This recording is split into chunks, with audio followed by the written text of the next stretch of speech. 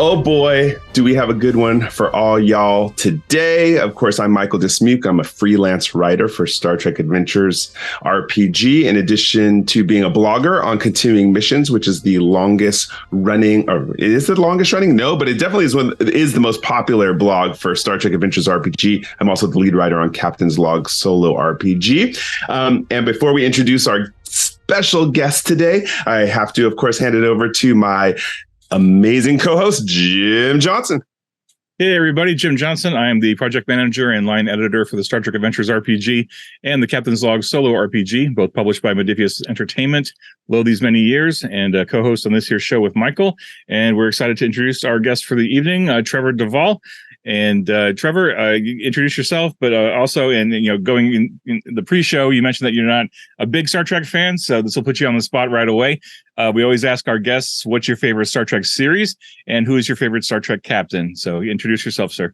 Probably Han Solo. Oh, wait. Yeah, but no one's ever done that joke before. A million times.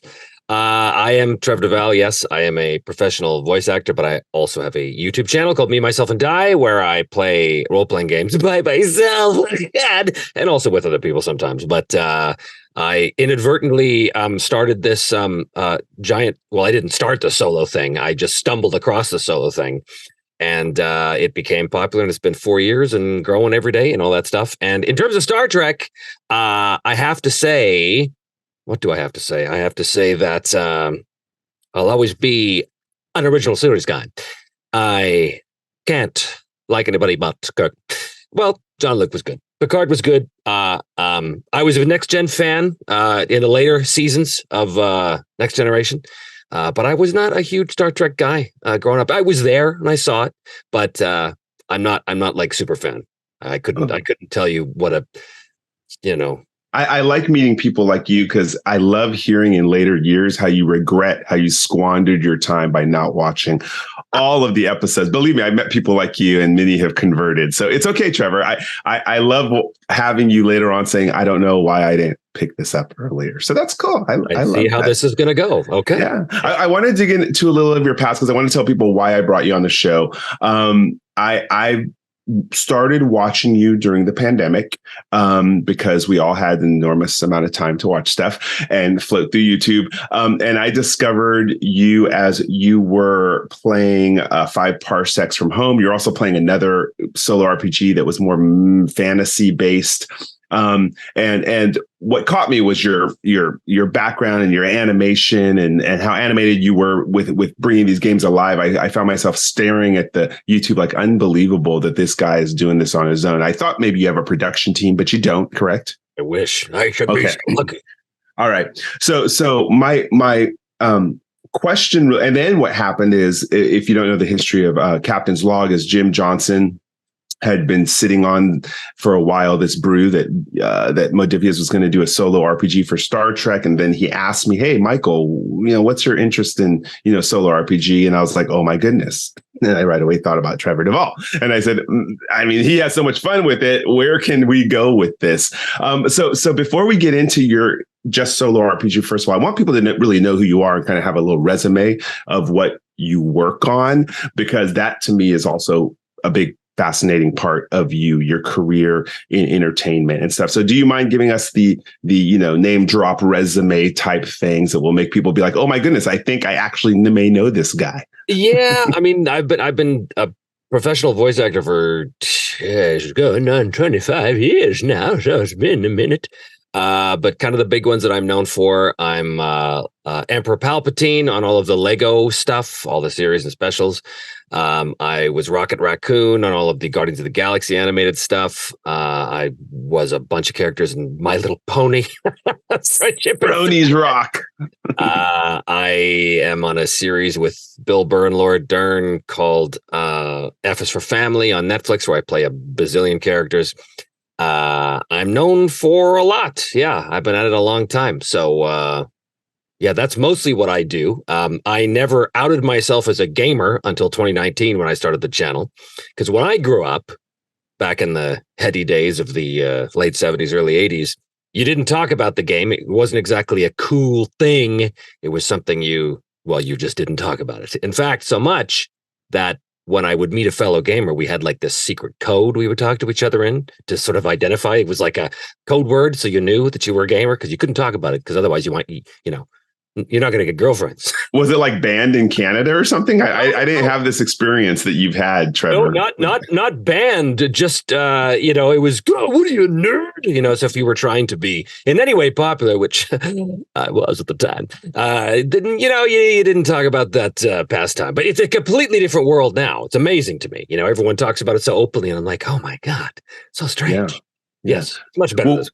Well, I know that, I've been seeing a lot of people ask a lot of questions. Basically, the big thematic question I want to answer today is solo RPG for me? Because there's been longtime gamers, game masters sitting around a table, players who want to play, they don't know exactly where to go. But, and then Jim chime in here. We've been, I don't know if I should say strangely or weirdly surprised with how popular solo RPG gaming has become. I think it exceeded our expectations, wouldn't you say, Jim, from the launch of the book? Yeah, definitely. I think we developed the game, and we just didn't know what to expect. We knew that there were a handful of solo RPGs out there, and within the last, 5 to 10 years, they've started picking up steam, and we just didn't have a sense of what would happen once we released, Captain's Log. So we were pleasantly surprised at how much interest there was in a solo RPG. It didn't hurt to have Star Trek as a global IP to back it up, right? But just solo RPGs in general, surprisingly high interest right now. Yeah, Kelsey Dion and I were talking, and the Shadow Dark creator, and she said at the time anyway that the number one supplements on sale at Drive-Thru RPG, they were all solo stuff. And I was like, but this is really like, it just is so strange to me. But okay, yeah, like you say, there's a lot of interest in. So was it your first time in 2019 jumping into solo RPG? Yeah, I didn't know it was a thing. The reason why I started doing it, and I've told this story before, but the short version is the reason why I started doing it is because at the time, me and a couple of other voice actors in LA, we were trying to get our own thing going, kind of a Critical Role-ish thing, but not Critical Role, because we know all those guys. But we were thinking, well, maybe we'll work with some other companies and see what we can do. And it was going great until it wasn't, because of scheduling, as is always a problem with a bunch of voice actors. It's like herding cats. So finally I thought, what, to hell with this. I'm going to do this all myself. I'm going to play all the characters. Haha, won't that be hilarious? No one's ever done that before. So I did this show, and I thought I was so clever and that no one had ever done anything like this before. And then all of these people came out of the woodwork on YouTube going, wow, finally someone doing solo RPGs like we've been doing for 20 years. I was like, what? Solo RPG? What are you talking about? This is a joke. What do you do? But it wasn't a joke. It was something that people had legitimately been doing for a long time. And how I knew about the tools of solo RPG was as a GM. Because I had found the Mythic GM emulator years ago when it first came out. And yes, it said this is a way to facilitate solo RPG, but that just didn't compute with me. What I saw was, here's a tool to be able to use at the table to use in improvising with the player's choices in the moment to come up with something organic. And that the tool is fantastic for that. It's also fantastic for creating scenarios beforehand. But the whole solo RPG thing didn't really connect with me. So yes, I was aware that it was a thing, but it didn't compute. And so when I started doing the channel, and all of these people came out of the woodwork, and I thought, well, there's an oxymoron, a community of solo role players. Right. And so I want to make sure to give people a preface to this too, because if someone saw me, myself, and die, they may say, I am not ready for solo RPG, because you are definitely high production value. So we want to be realistic and have people's expectations, be real about, hey, it's still fun, even if you're not doing this high production thing. So talk to us about the highlights that you found. What do you get out of solo RPG, even if the cameras weren't on? So to address that, I say all the time, and I will repeat it here. I am doing a show. I do a show. Yes, I am playing a game, but it is a show. It's designed to be tightly edited with all these kind of production values and music and sound effects and all that kind of stuff. It didn't occur to me until someone wrote a book on solo role playing, wherein there was a chapter saying, Trevor Deval is a professional. You don't have to do it like him. And I was like, oh, I'm in a book. Oh, but then I thought, oh no, it's the Matt Mercer effect all over again, except for solo stuff, where now people think, oh yeah, no, this is, you have to do it this way. And I want to absolutely get that idea out of your head, because thank you. I do a show. Good. And you still have a wealth of advice to give about it. So I would like to, pick your brain on that too. So what would be like the number one piece of advice you give to somebody either sitting home alone, they want to go ahead and give a stab at solo RPG? What's your first starting out advice for them? Well, there's so many I could say. A lot of people would say, well, just remember, it's your game, so you can do whatever you want. You can have fun. And yeah, that's all true. But honestly, my advice would be, it is your game. And so therefore, understand the rules you're using, because when you're by yourself and you're fabricating this situation with the character in a game world, if you don't have the solid structure of a rule set, or even something as sort of general as like a mythic emulator kind of tool, like an oracle, what we call an oracle, if you don't have a solid structure, it's going to be much harder to have fun. It's going to be much harder to channel your creativity. Because I see a lot of people like on Reddit and forums and stuff, when they talk about solo stuff, they say, well, just remember, just have fun. You can do anything you want. It's your game. Yeah, but it's still a game. And a game means that there's rules and a structure in place. And if you don't follow that, then you're not really playing the game. You're just playing happy story time, which is fine, but that's not what I do. What I do is I sit down to play a role-playing game, and I happen to use these oracles in order to help me facilitate that doing by myself. So it's a slight but crucial difference in perspective. You know what I mean? Well said. Nathan Dowdell, who's the designer of Star Trek Adventures, he said the same thing. He says you can sit around and tell stories with your friends, or you can play a game, or you can tell stories in a game format. So you have to have mechanics along with the story. That was one of the challenges we found in designing it too. I know initially with the assignment, Jim, again, feel free to chime in on it. We were kind of like like there's this amorphous blob of how do game mechanics work in this, and especially people by themselves doing it. And that was one of the pieces that we struggled with initially, is like, when do you throw the dice? How do people know to have the impetus to throw the dice? Yeah, it's fascinating because to me, again, I've been a gamer since the late 70s. So to me, the idea was always you learn a game system and then you play that game system with your friends. But the idea that you would create a game system specifically for solo play, that was unheard of. The first time I came across it was Ironsworn. But before that, it was just, no, I want to play Savage Worlds. But it's just me, so now I have to have this emulator to help me facilitate the role of a GM. I'm still playing Savage Worlds exactly as I would with any other group, except it's just me. And then Ironsworn came along, and Ironsworn made me go, oh, this is a game that's specifically, whose mechanics are specifically designed to help facilitate that. And that was pretty eye-opening.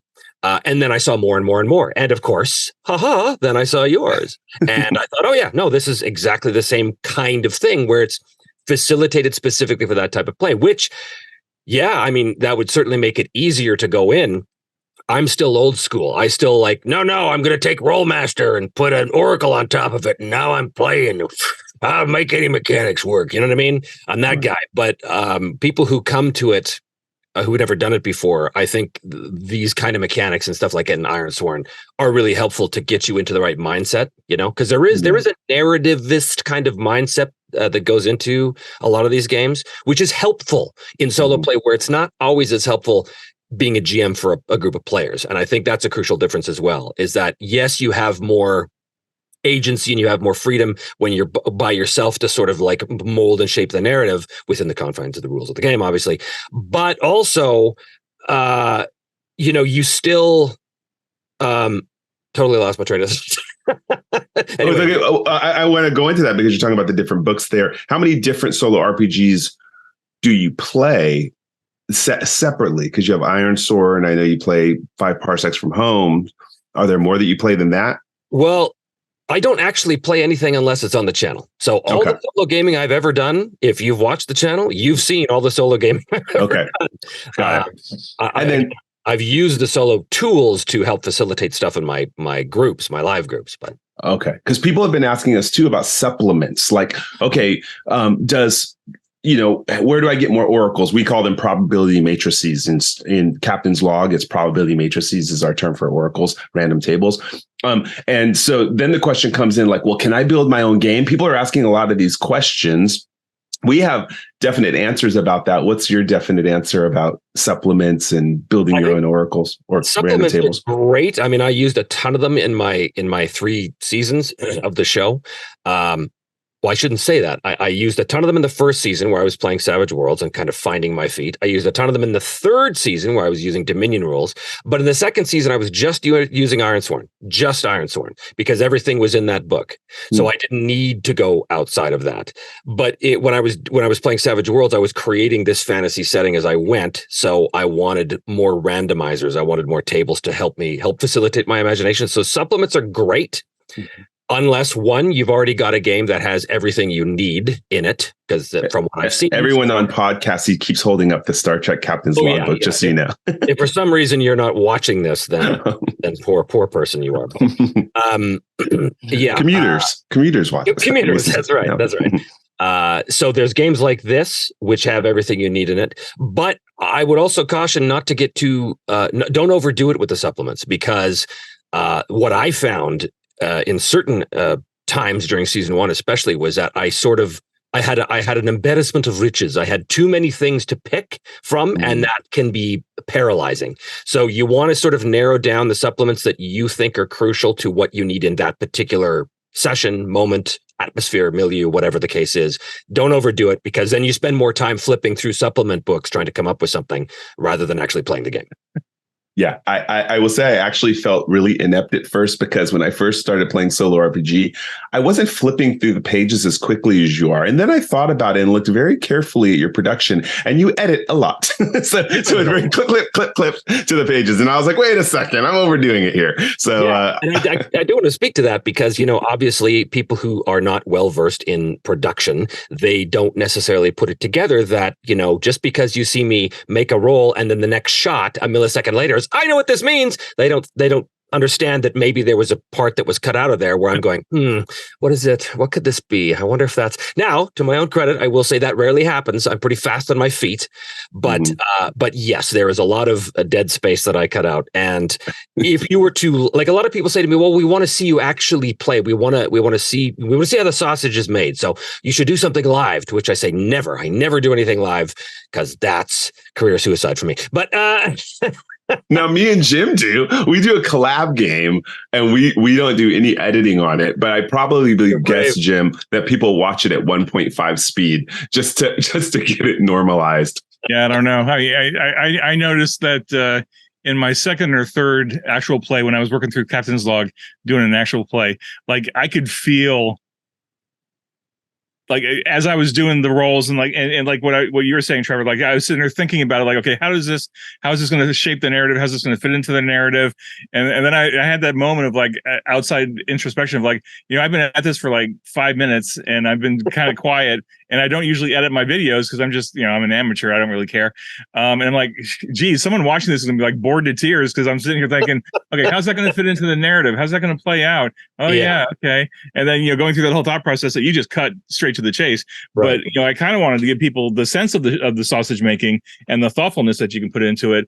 And then I know that there was one episode where I was just getting into the weeds and just adding more and more and more details to, like, oh, what's this NPC? What's their motivation? What's important to them? What do they look like? What species are they? Blah blah blah blah blah. And then, like, for 45 minutes, I'm just adding details to this one thing, and I'm not really advancing the story forward, but I'm just adding more detail, because that's what you can do in a solo RPG, and that's that's what I did. But I think I look back, I think there's a lot of value still in that, though, because for people who are learning or looking to learn how this stuff works, I think seeing something like that is probably more valuable than seeing my show, because if you're trying to learn how to actually do this, you need to see behind the curtain. You need to see that there's thought processes that happen, that there's moments of putting things together based on roles and stuff like that that take time.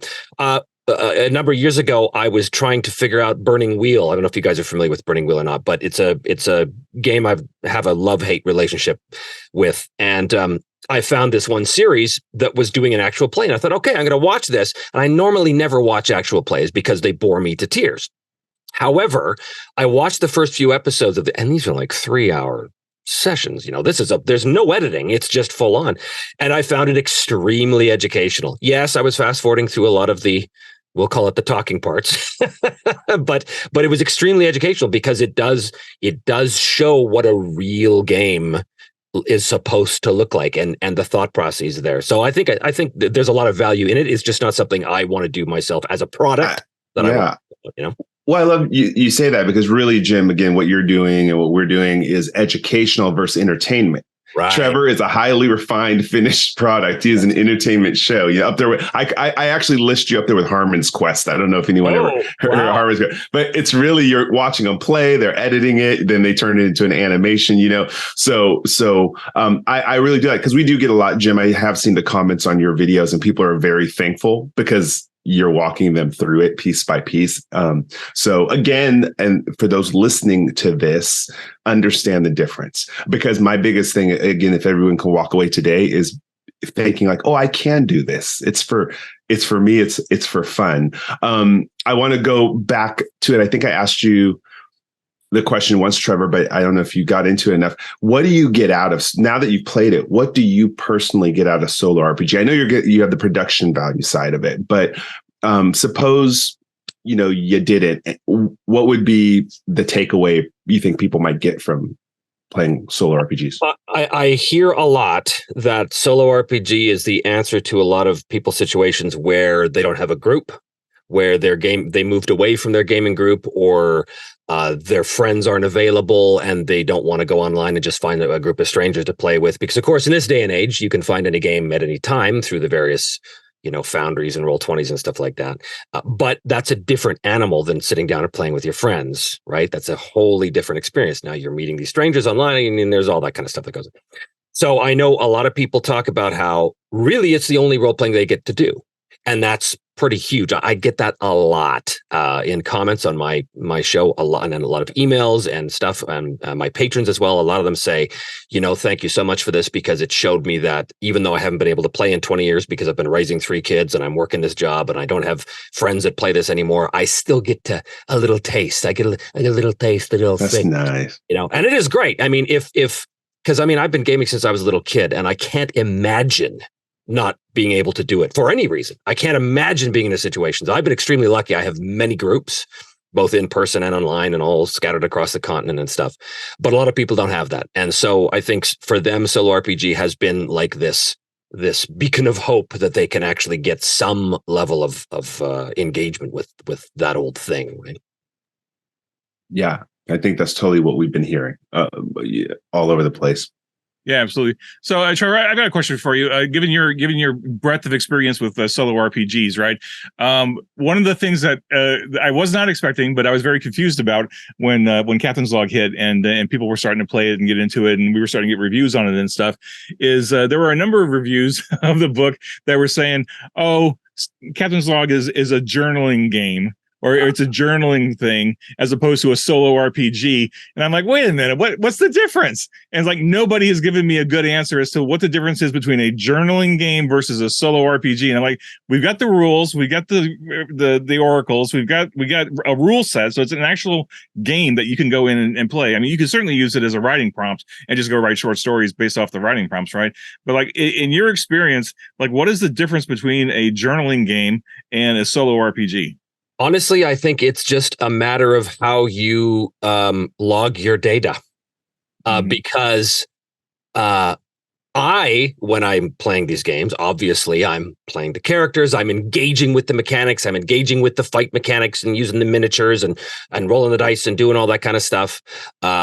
I'm really engaging with all of those physical kind of props and those physical things. Even like, to me, writing something on a piece of paper with a pencil that's as much of a part of my visceral experience as anything else. So that's why for me, like, playing online will never do it for me. Yes, VTTs are fine and good. They're not real games to me. They're substitutes, and you use them if you have to. And hey, I'm very thankful for them because it's allowed me to play with people all over the world that I would have lost contact with. So well done, VTTs, carry on. However, for me, the visceral thing is I want that feel, that tactile sensation. So that's how I engage with it. However, there are people who don't do that. And there are people who want to experience the narrative of their character, and how they choose to do it is they look at the tools with which you build the scene, and then they prose it up.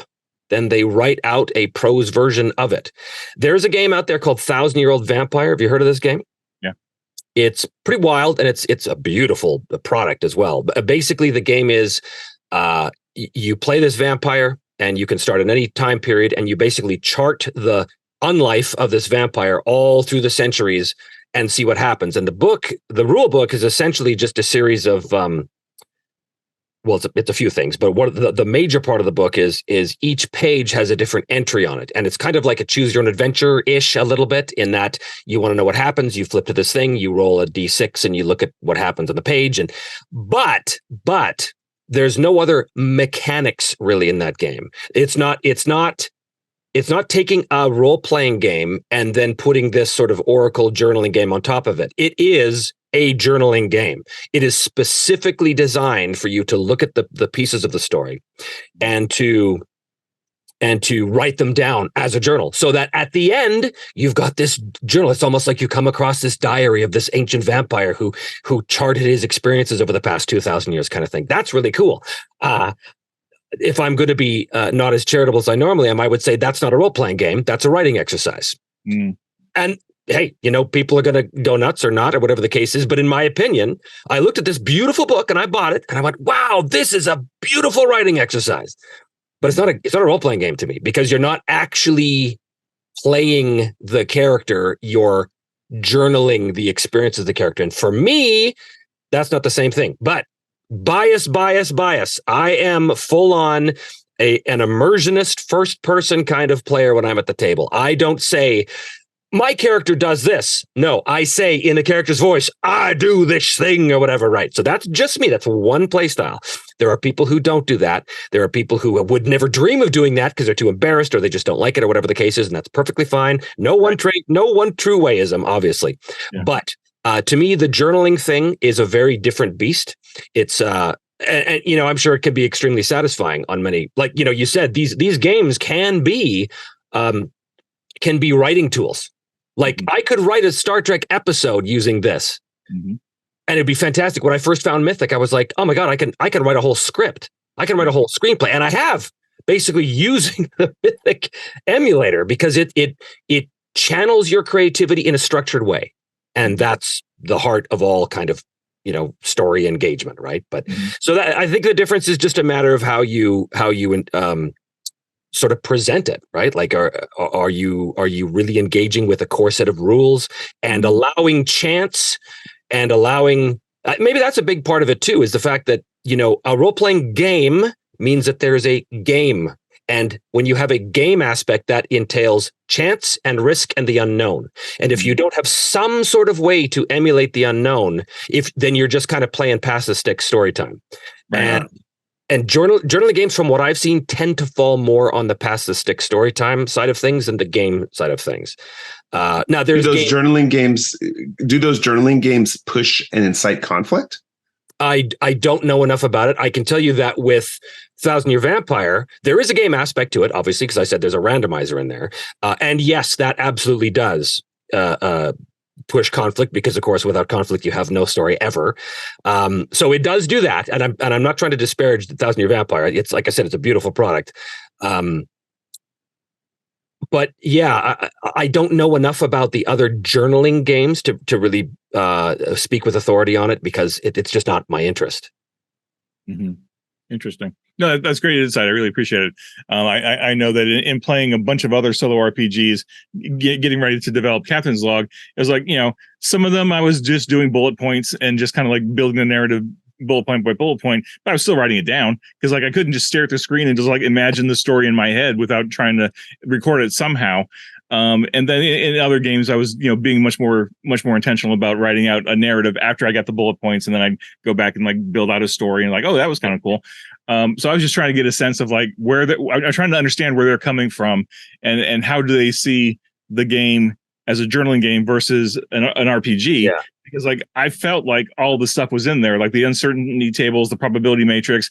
We really drive people to say, like, narrate the scene until you get to a point of uncertainty or to where you have to complete a task. Because there's a random chance there you're either going to succeed or not succeed, or there's nuances to it.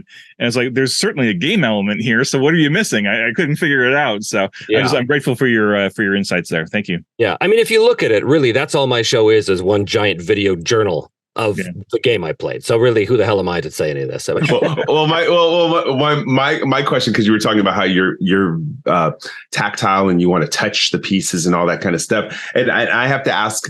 If anyone again watches the show, look at every episode has all these different setups. Where do you store all this? Oh man! I'm like, oh my goodness! Like, I look at the background, I see you have shelves, kind of like Jim has shelves of stuff. But you come out with these entire sets every single time. I mean, where do you keep all that stuff? Are you just constantly I picture your garage just replete with all these boxes of stuff. Well, that's why I had to move to Texas. I needed a bigger house. Makes sense.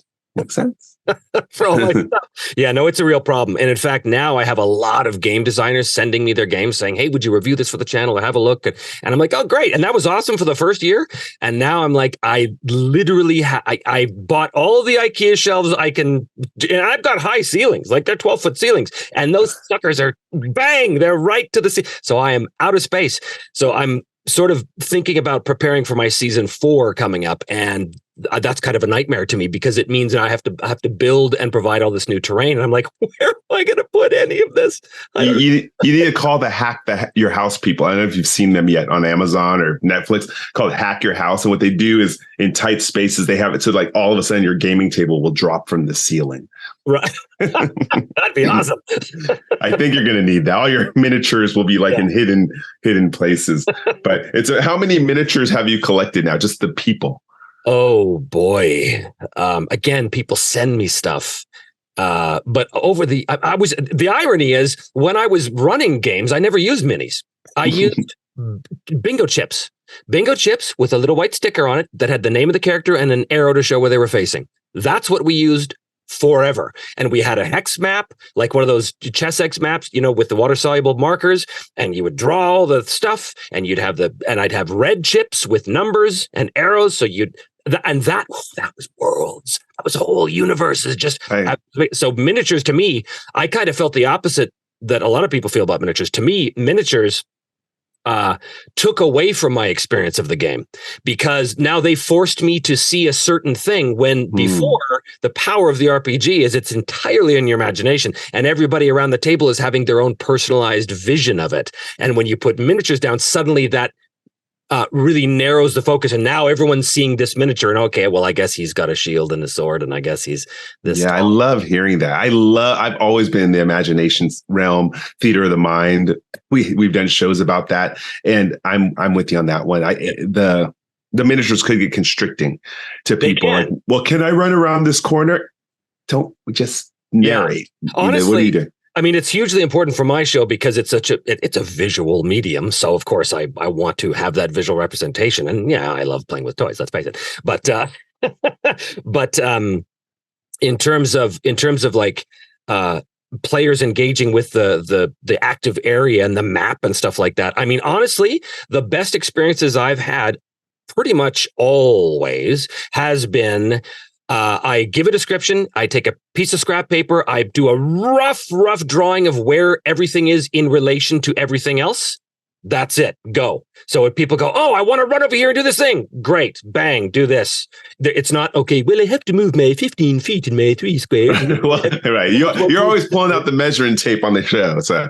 well, in 5 parsecs, it's because it's a miniatures war game. Yeah. Right. So, yeah, of course, you pull out the tape measure in a war game. Come on. So now I got to ask, when you were at Gen Con, did you go, you had to go look at all these miniature setups. Those were amazing at Gen Con. That one that, the cyberpunk setup with the giant dock and the cargo ship. I was like, oh, that was amazing. An episode with this. It takes up half the house, of course, but Okay, so now here comes a really tough question for you. Again, your show is edited, and I'm trying to build this so that people will have confidence in their home game. Do you sometimes roll a roll on the table and you're just like, no, that doesn't fit. Let me roll again. Because some people I've heard that they're like, oh man, I get stuck. And I want to hear it from you, what you do in those situations when all of a sudden you roll something, you can't get it to fit.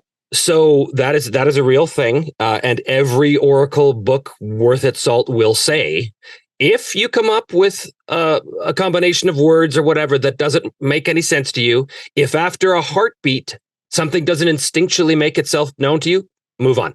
Put it aside, move on.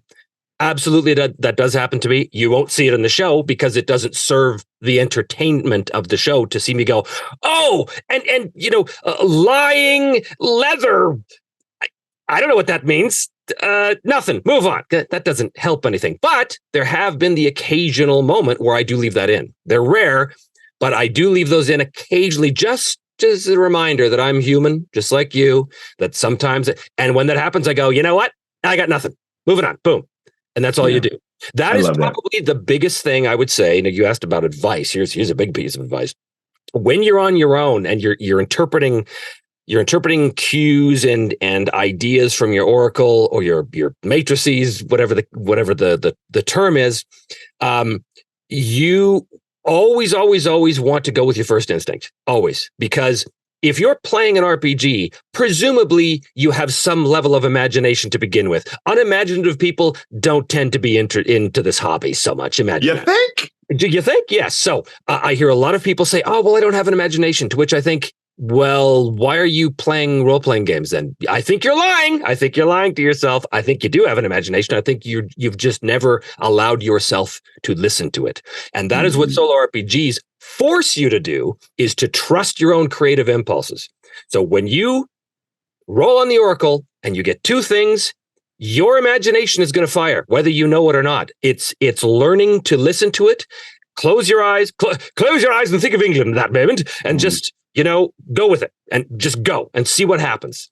That's the biggest hurdle that I think people new to this have, is they go, oh, I don't know, I can't come up with anything, after they've killed 3 ideas that they already had in their head because they're not confident in their own imagination. And I'm glad you said the word confident. Yeah. That's just practice, man. Yeah, you're you just you hit it right there. It's practice, right? I get this all the time with indie writers who are afraid to put the practice in, to put the time in, to put the reps in, and they don't trust their first instinct to write a great story, right? They edit it and revise it and they beat the life out of it. And it's like, why are you rewriting this story 30 times? You had it right the first time, right? And now you're just killing it because you're not confident. You don't have the confidence yet. But I think, Michael, I think we talked about this. I was really surprised when Captain's Log came out, and like how many people were saying, like, I'm not creative. I don't know what I'm doing. I don't get it. It's like, just trust the book, like just trust the rules, trust the flowcharts that we're giving you. We're trying to take you step by step to unlock your creativity. So just be willing to go with it. It's like, oh, but I'm not creative. I don't know what I'm doing. It's like, well, come on. You are. We'll pull it out of you. Yeah. Do you guys think that that's because most people are coming to this from a player's perspective, and as players, they've sort of been beaten into submission by the Watsies of the world that, hey, it's the GM that comes up with stuff. You just sit back and do what you're told? Because that seems to be a very common culture amongst a lot of tables is, well, the GM tells you what happens. You just you just do your thing and roll, and don't take too much on to just. Now there are games obviously that are designed to empower the players more sort of narratively and stuff like that. But absolutely. I wonder if that is part of the issue, that people come to this and go, but I'm not a GM, I'm a player. Ah! Yeah, I almost wonder if that's the case. I certainly wouldn't point the finger at Wizards of the Coast, although they are the world's biggest RPG out there, right? But I think there are certain games that have become very, very good at feeding players exactly what they need. Like here's how to do things, here's what you need to do, and then you rely on the game master to feed you absolutely everything. Whether it's the NPCs, it's the situations, it's the characters, it's the environment you're in, et cetera, et cetera, et cetera. Like the old school modules, like they literally gave you everything. Like you go into this door, here's this encounter. You go into this door, here's this encounter.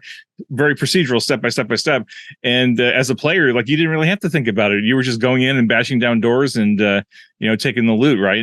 And I think that mindset has sunk into a lot of people, where if they're not playing more narrativistic games, they may not realize that they have some agency and that they can do stuff. And it's like I've noticed, even outside of Star Trek Adventures, I've noticed that a lot of gamers, like when they discover that there's other games out there than D&D, and this is no disparagement on D&D, it's just like when they discover that there's actually other games out there, it's like the blinders have been lifted, and they see this whole universe in front of them. They're like, and then they're scared, right? Because they're like, oh well, this is too much. It's too new. It's too amazing. Like there's too much stuff. I need my safe, security blanket, as it were. You're singing my song right there. My entire channel is dedicated to teaching people about all the games that aren't D&D. Yeah, like. Everything I do is specifically not D&D. Yeah, well, I'm going to latch back. One of the reasons I think people feel that they are not creative is going back to the word confidence. And I know Jim does the same thing. I know a lot of the game masters I play with and the players, we create a safe space where people can try stuff without other people micromanaging them. Criticizing their ideas, because that environment has stifled a lot of people, where they think one of the biggest thing I always say, like, you're playing a solo RPG, you're not getting paid by Disney in order to produce a cartoon. You like have fun. There's no one judging you but yourself. So why are you doing that? And then we see people put now at our site, Continuing Mission, people are donating their scripts and their bullet points to me, their story. Like, oh, is this good enough for you? Yes, if you did it, it's great. So I think we live in an environment that's super negative and critical. Social media does not help the environment there. We also, like with the younger generation of players we're trying to get in, we're children of the 80s, I'm guessing here. We're children of the 80s where imagination was amazing. I mean, I think the 80s was one of the, Jim's like, okay, just stick with me. You're a child of the 80s, man. Anyways. I'll take the compliment. Thank you. Anyways, my point being is, we didn't have video games in our face all the time. That happened as we drove into the 80s and the 90s. And now, I mean, imagination, like trying to get my nieces and nephews to just play along, but once they get it, they're like, okay, I get it. So I think there is that confidence issue where people are overly criticized. They're not playing games in safe spaces, and they're too hooked on social media and that kind of gaming that it's squelching the imagination. So it's our job, Trevor, Jim, to lead the pack and show them how to do it, Mike, I could not agree with you more. And I think I just watched a video today by a YouTuber talking about the new, and again, it's the elephant in the room, but the D&D online VTT thing right now, where they want to take everything and take it off the table and onto your computer screen so they can microtransact the hell out of it and all of this stuff. What I see is a group of young potential gamers who are playing a game that is traditionally based on engaging their own imaginations. I'm seeing that ripped out of their hands so that they can now experience essentially a video game. They can experience only what the corporation wants you to experience.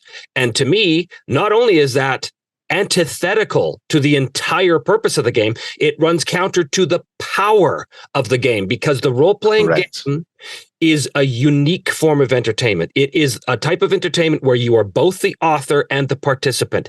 You do not get this in any other thing, with the possible exception of maybe like a team sport, maybe. But even with the team sport, you're not observing yourself playing it, and you're constricted too. And you're constricted, right? But I said the possible exception of team sports. Mm-hmm. But other than that, there is no other form of entertainment that engages the participants' imaginations in such a way that they all have a personalized idea of what is happening in their imagined space, and yet it's all part of the same thing under the umbrella of sort of a guiding force, which is either a set of Oracle rules or a GM. And to take that away from different players, especially, it's squelching their imagination. It's killing their ability to think imaginatively and therefore creatively. And I think it is a much bigger problem than just a gaming thing. But rant over. I agree. It's like going to an improv theater and they hand everyone's scripts up on stage. Exactly.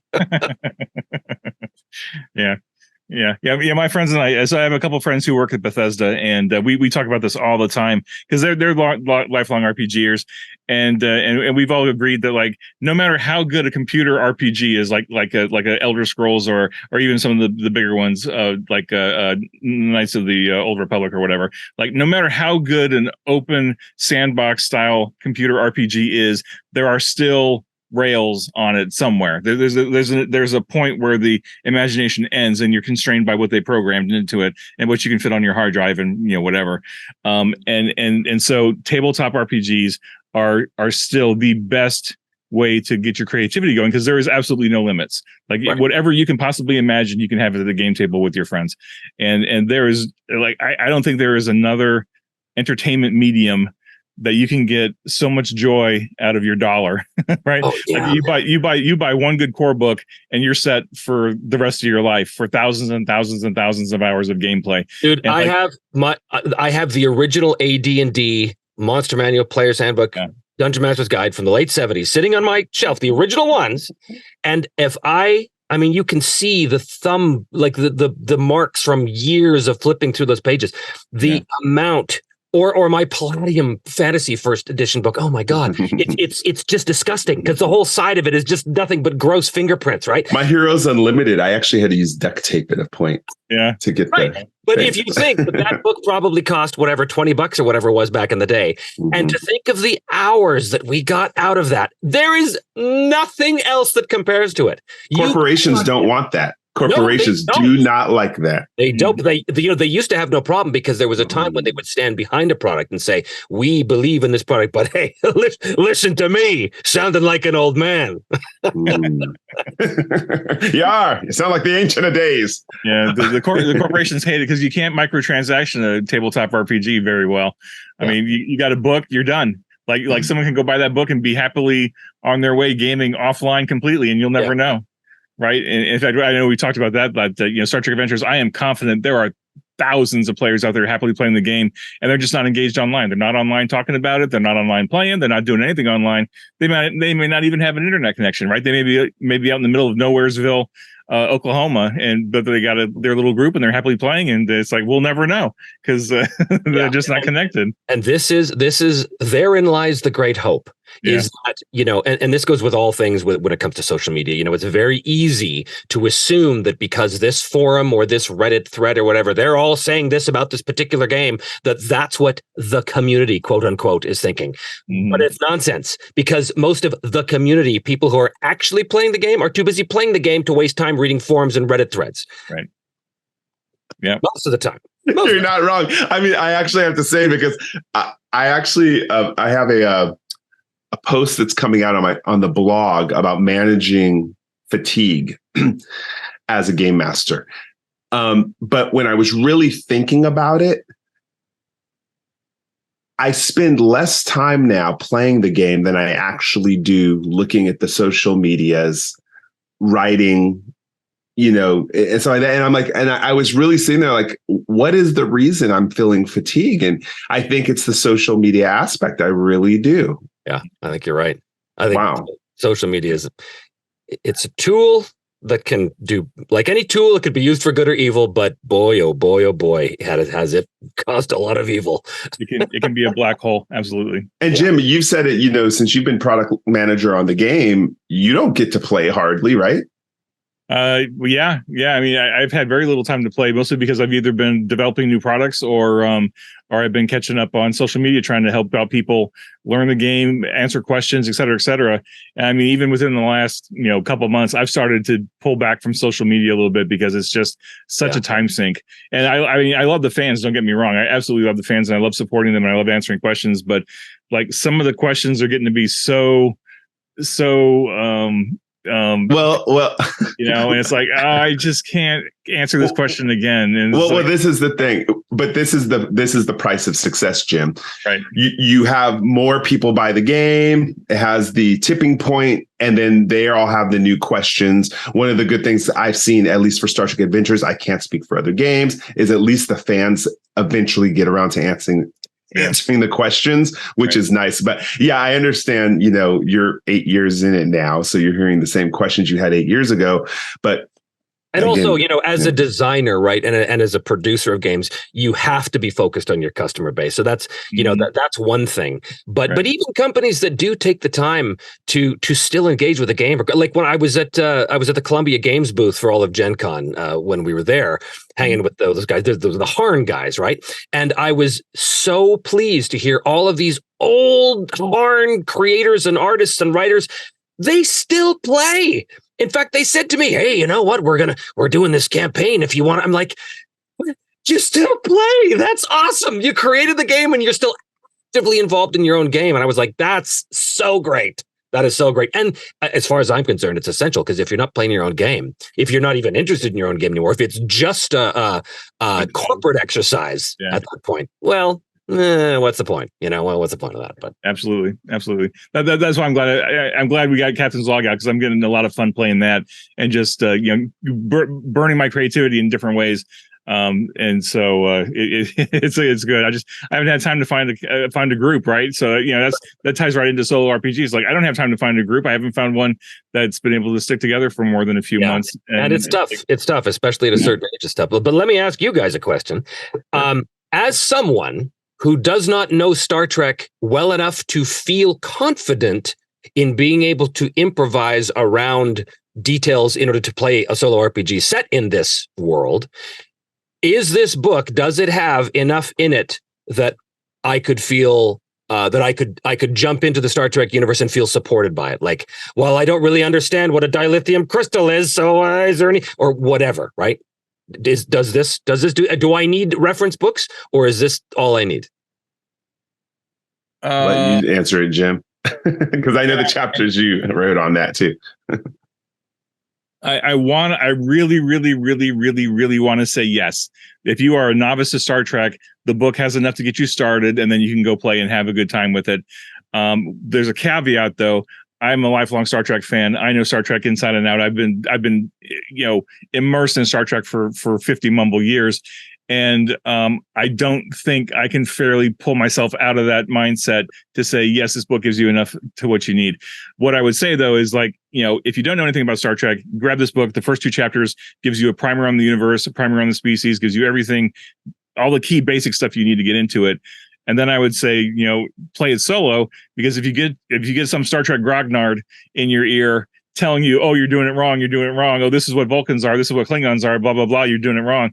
You're going to throw the game across the room and you're never going to touch it again, right? Well, honestly, that's what I would be concerned about doing this on my channel, because I would be afraid that I would get something wrong, that I would get the lore wrong, and I would have these comments, well, actually, a Klingon warbird does not have a photon torpedo. And I'm like, I have no interest in having this. Well, I can speak from someone who had zero, not me, I'm telling you an experience that one of our playtesters had. Zero experience Star Trek. Zero is 22 years old. Urban kid, grew up in the city playing football and, going out and all that stuff. Just never had. Yeah, Star Trek was just too slow for him. He likes Dune. He watches Star Wars.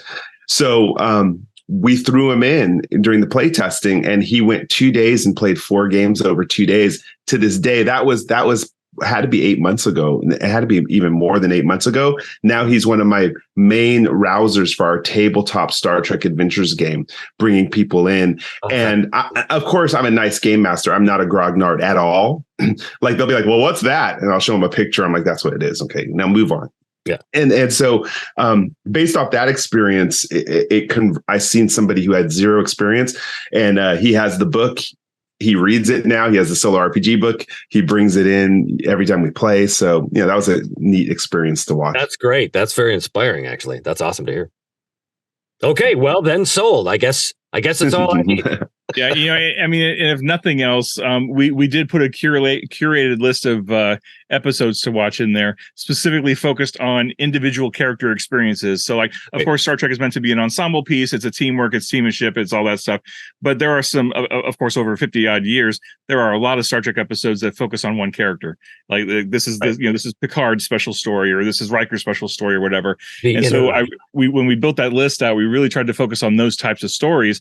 So, like, Star Trek now is so easy to get to on streaming channels or online media or whatever, however you choose to watch it, that hopefully if you read the book and you're like, okay, top 10 things about Star Trek, top 10 things about Captain's Log, here's the primer on the universe, I kind of get it. You can go watch a couple episodes, to taste until you're tired of it or whatever. And then you can go get creative and lean into the game and into the random tables and stuff. And then start building a story. I mean, hopefully you come to Star Trek. Hopefully you're a science fiction fan, or at least you have a passing appreciation for science fiction that isn't necessarily Star Wars. Because Star Wars, Star Trek, very different, even though some people don't see that. But that's night and day. It's night and day. Yes. I mean, to be honest with you, as the project manager, I am hungry to read more fan responses to the book, especially for people who are not Star Trek fans or have never tried out Star Trek or never really experienced Star Trek. And I'm starting to see that a little bit. Michael, I don't know what your experience is, but I'm starting to see that, especially with the younger crowd that are on like Discord and some of the other modern social media platforms, is like they don't know anything about Star Trek other than maybe Lower Decks and a couple episodes of Discovery or something, and they're picking this up and they're like, oh, okay, I kind of get it, and then they're getting into it or not getting into it. Some of them bounce off of it, right? The questions I keep getting are, do I need to know Star Trek, right? And so the group of writers who put this book together, we knew that most likely people are going to pick up, who watch Star Trek are going to pick it up, to play a solo RPG. But we also are very, very cognizant that this new generation does not have the time, maybe, or even the desire to go back and watch all the original episodes. So it had to be an introduction to what they might see now, or what they might read on fandoms like Memory Alpha, Memory Beta. But I will say I was heavily influenced by Starforged. And the reason why I liked that was because it made it so that you could actually play in this universe as a non-Starfleet officer. So you'll see that repeated multiple times in the book, that the universe is huge. There's people who don't even know Starfleet exists. You could still use this as a catalyst to games. You may have to do some tweaking. You may want to supplement like Starforge to help that out, maybe, but I know that we're very cognizant that the generation is changing of Star Trek fans. And the one that started is getting smaller, but now we're seeing this mass growth with, 5 series on TV, right?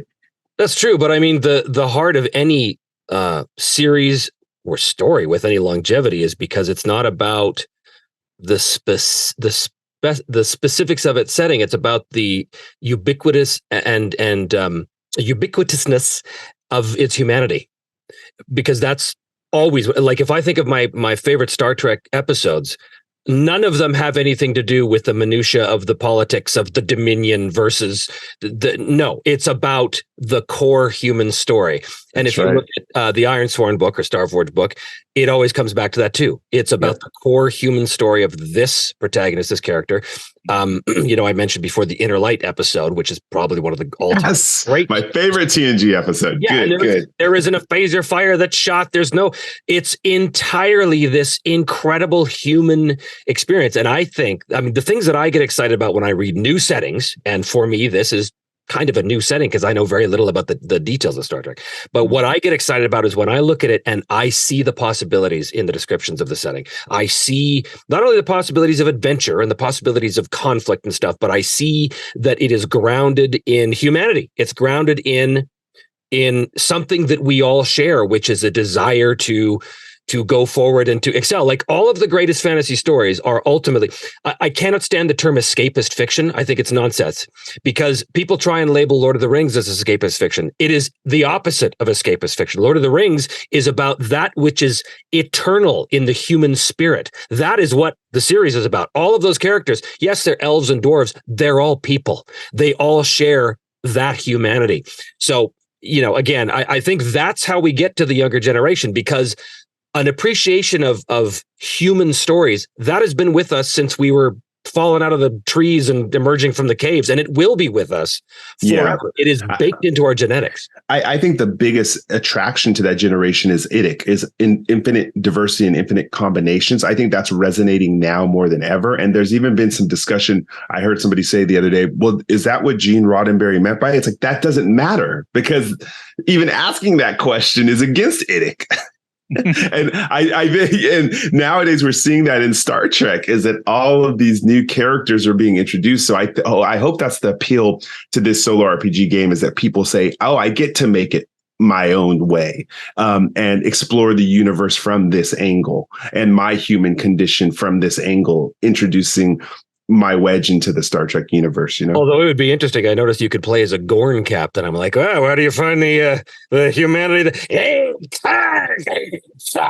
you learn a lot about humans by eating them. Don't. True. Actually, I should never say something like that. Sorry, edit. Sorry. They're all people, and Star Trek. I mean, it's true for everything on television. Really, it's all about the people, right? It's like you come back for the characters.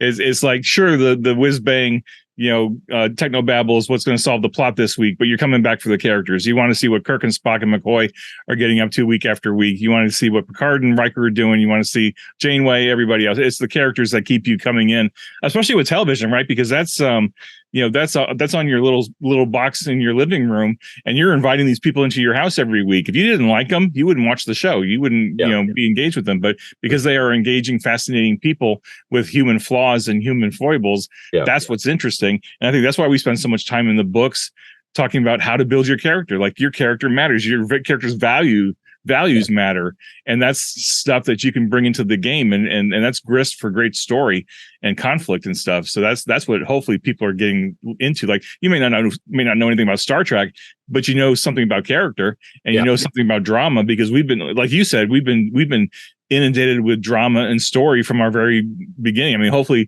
you're lucky enough that you had parents who read to you.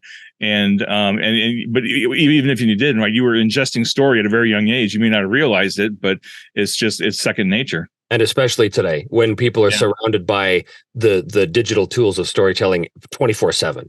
Right. Again, whether they know it or not, there's a thing that we talk about in writers' rooms about how an audience might not be able to tell you why a particular beat in a script doesn't work, but they can tell you that it doesn't work. Mm-hmm. That's because we are all way more educated than we think.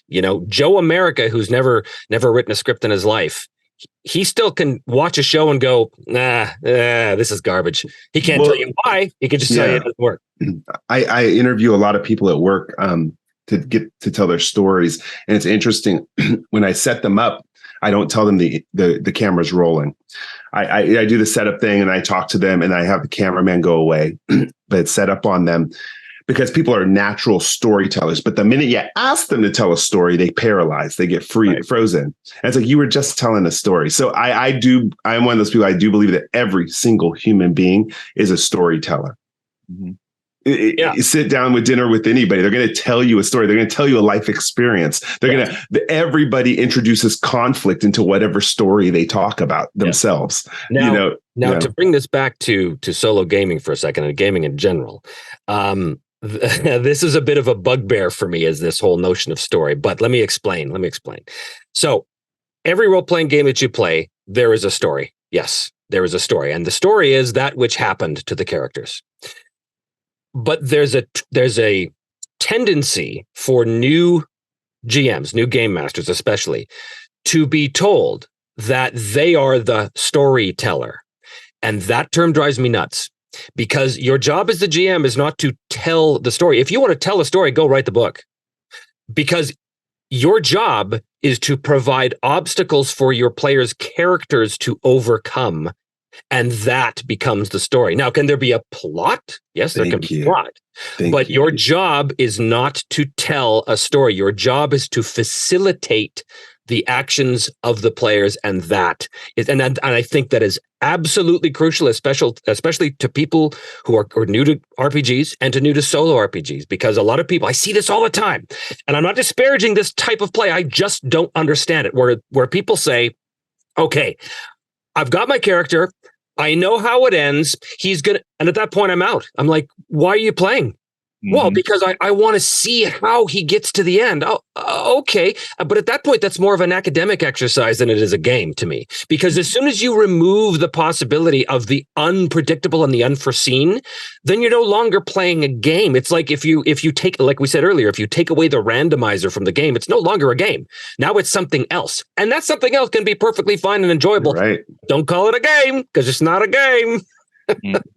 I feel this is going to become one of those little Twitter clips, that whole minute right there. I hope so, because more people need to internalize that. And everyone says to me, even my own gamers who are all of an age with me, they have very different experiences with games, but they're the same generation. And even they're like, so you don't believe that the job of role-playing game is to have stories told? I said, that's not what I said. I didn't say it's not to have stories told. I said, you as the GM are not the storyteller. There's a very big difference there. Your job is to present the world and the NPCs in the world, and to facilitate conflict between the players, or the characters, rather. Not the players. That. That's your job, and allow the story to emerge. All right, rant over. Rant number 2 over. Good rant. Agreed completely. Absolutely, great rant. Fantastic. All right, cool. Well, this is, I can actually say I'm getting everything out of you that I wanted out of this interview, Trevor, so far. Because I really, solo RPG is becoming more popular. It is becoming more popular of an art form. It's shocking me with the variety of creativity we're seeing out there. So it really helps so much when you come on and you talk about it from this perspective. I really appreciate that. It's really my pleasure. Good. And it is, again, obviously, just as a caveat, of course, this is just my opinion. It's my perspective. If you are the person that wants to not use dice and know where your character's going to end, that's great. Have fun, fill your boots. Just don't expect me to be at your table. People are so mean when they're playing games. I mean, me and Jim find ourselves always sometimes defensive, like we're defending our right to have fun any way we want to. I refuse to do this any longer. That's right. Don't you know there is one true way to do things?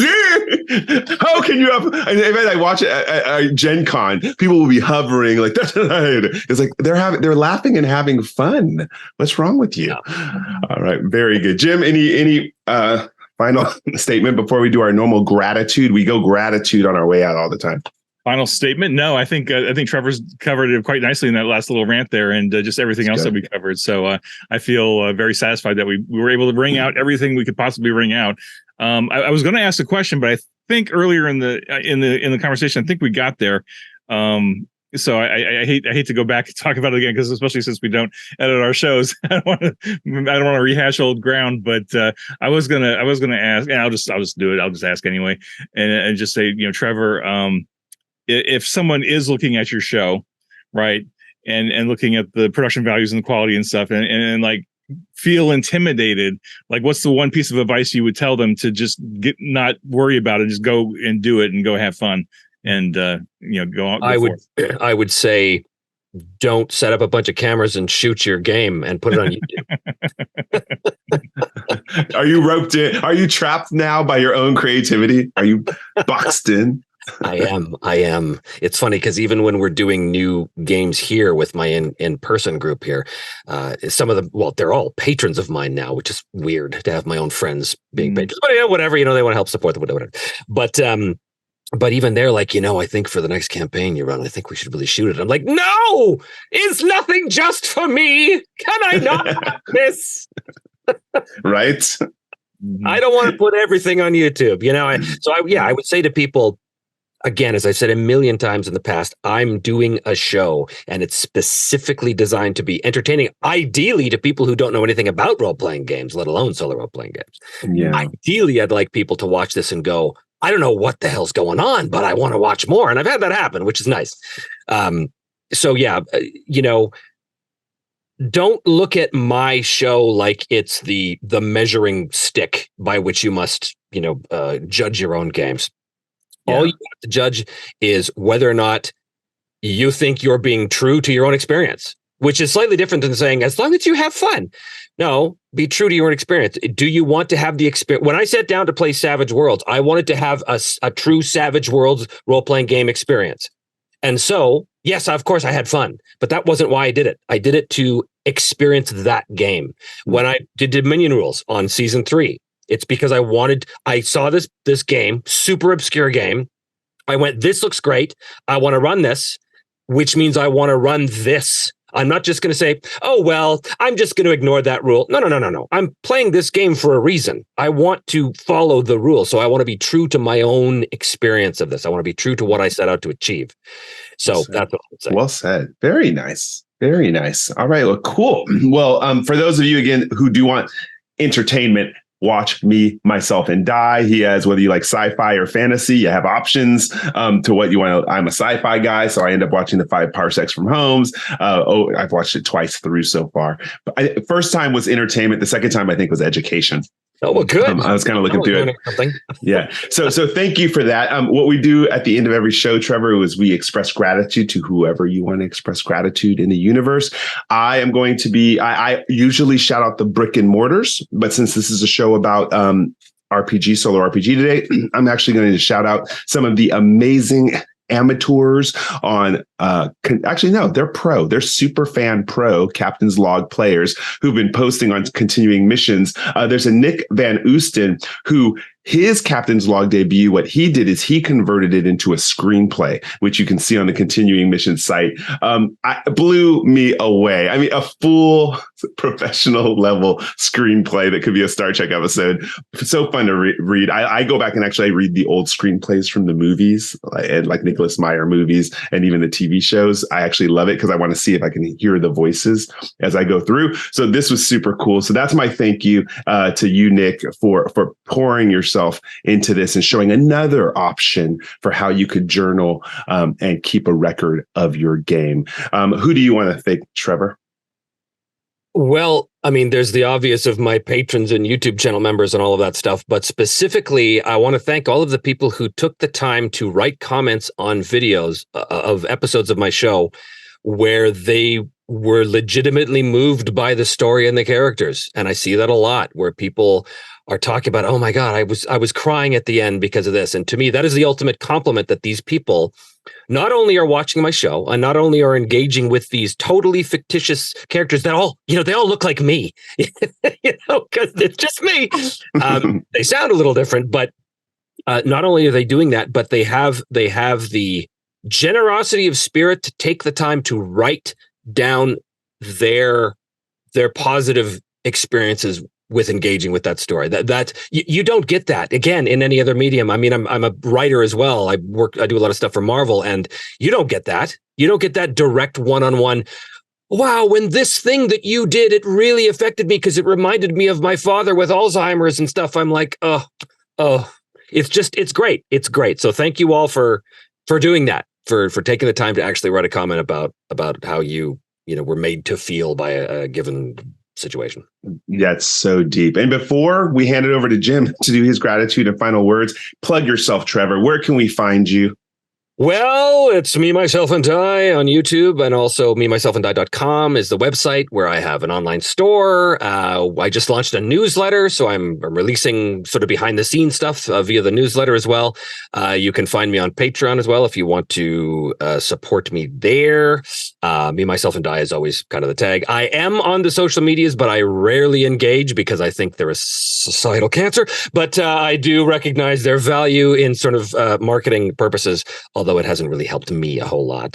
It seems anyway. Twitter hasn't, or X hasn't done a whole lot for me, it seems. But yes, I do have the Me, Myself, and Die Instagram and the Twitter and all that stuff. But really, if you want to find me on YouTube, Me, Myself, and Die. Awesome. How fortunate were you to get that Me, Myself, and Die? I mean, that's brilliant. I mean, brilliant. That you can thank my wife for that. She was the one who came up with that. Because originally it was going to be, hey, what if I called it Playing with Myself? Man, that's a whole different type of show. They already have that. They do. And it's not any site that I want to be anywhere near. Yeah. All right. Thank you so much, Trevor. I can't, ever since I first spoke to you and saw you at Gen Con, I mean, just I feel so happy to be able to fraternize with you like this. So thank you for coming on the show. Jim, you want to take us out?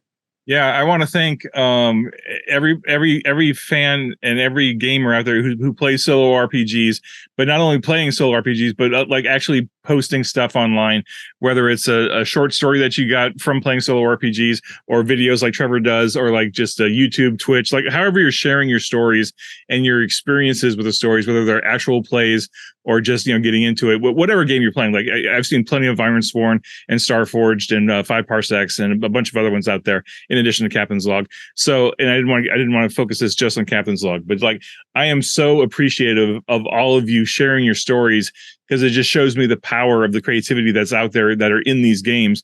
And it's really important that you are sharing those stories.